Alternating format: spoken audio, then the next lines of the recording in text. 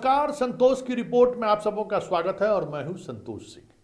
और आज हम संतोष की रिपोर्ट में चर्चा करने जा रहे हैं कि मुंगेर की सभा में प्रधानमंत्री की मौजूदगी में नीतीश कुमार ने ऐसा क्या संकेत दे दिया जिस संकेत को समझते समझते पूरे बिहार की राजनीति में एक अलग तरीके की नैरेटिव की चर्चा होनी शुरू हो गई है।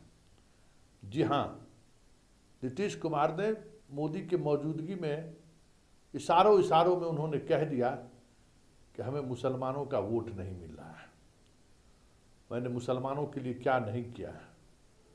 और हम उन्हें याद दिलाना चाहते हैं कि इस प्रदेश में अमन चैन और शांति समृद्धि योजनाओं का लाभ पर अल्पसंख्यकों की कितनी हिस्सेदारी हो, ये हमने सुनिश्चित किया। फिर भी आप लोग बहक जाते हैं। जरा सुनिए कि नीतीश कुमार ने आज मुंगेर की सभा में पीएम मोदी की मौजूदगी में क्या कहा और उसका मतलब क्या है। पहले जरा आप सुन लीजिए। भाईचारे का और शांति का माहौल है और ये जो मुस्लिम लोग का वोट लेने का चक्कर में रहता है, आप बिना मतलब का ही लोग जो मुस्लिम लोग समझते हैं, पता नहीं क्या किसके दिमाग में क्या बात आती है।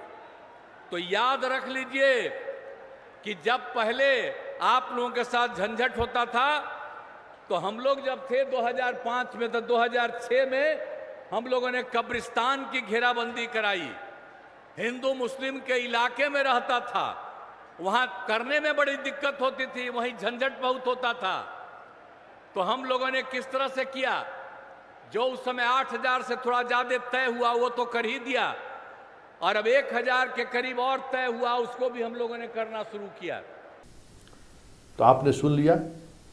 देखिए, CSDS का भी रिपोर्ट है या बाकी भी एजेंसी की रिपोर्ट है कि नीतीश और मोदी जब साथ रहे हैं 2019 के लोकसभा चुनाव में, तो लगभग 20 से 25% मुसलमानों ने नीतीश कुमार को वोट किया, और जहां बीजेपी के उम्मीदवार रहे वहां भी 5 से 10-15% वोट का उन्होंने ट्रांसफर कराने में कामयाब रहे।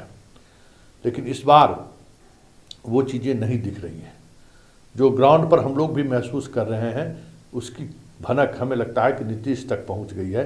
इसलिए नीतीश कुमार ने ये बातें कही हैं, और इस तरीके की बात कहने का संकेत साफ है कि दूसरे फेज के चुनाव में वो लगभग हार स्वीकार कर लिए हैं, क्योंकि बड़ी आबादी मुसलमानों का इन क्षेत्रों में है। इन 5 लोकसभा क्षेत्र में मुसलमानों की बड़ी आबादी रही है। और 2014 में जब नीतीश अकेले चुनाव लड़ रहे थे, बीजेपी अकेले चुनाव लड़ रही थी, तो यही 5 लोकसभा क्षेत्र ऐसा है जहां पांचों की पांचों सीट आरजेडी गठबंधन या फिर एक सीट जदयू पूर्णिया जीतवाई थी। मतलब यहाँ बीजेपी का सुपड़ा साफ हो गया था। बीजेपी का ये बैटल फील्ड है। ऐसे में नीतीश कुमार का ये कहना संकेत है कि क्योंकि उनको भरोसा था कि मुसलमान 20 से 25% जो मुसलमान पहले देते थे, 50% तक किशनगंज में उन्होंने तो अंतिम दम तक लड़ाई जारी रखा। लेकिन कटिहार में भी बड़ी संख्या में मुस्लिम वोटर ने उनके दुलारचंद को वोट की गोस्वामी को वोट किया था। पूर्णिया में भी, बांका में भी, भागलपुर में भी। लेकिन जो जानकारी मिल रही है वो जानकारी का असर कहीं न कहीं नीतीश के भाषण पर दिखा। मतलब आपके सवर्ण वोट बाहर नहीं निकल रहे हैं, ये तो एक बड़ी समस्या है ही चुनावी रणभूमि में।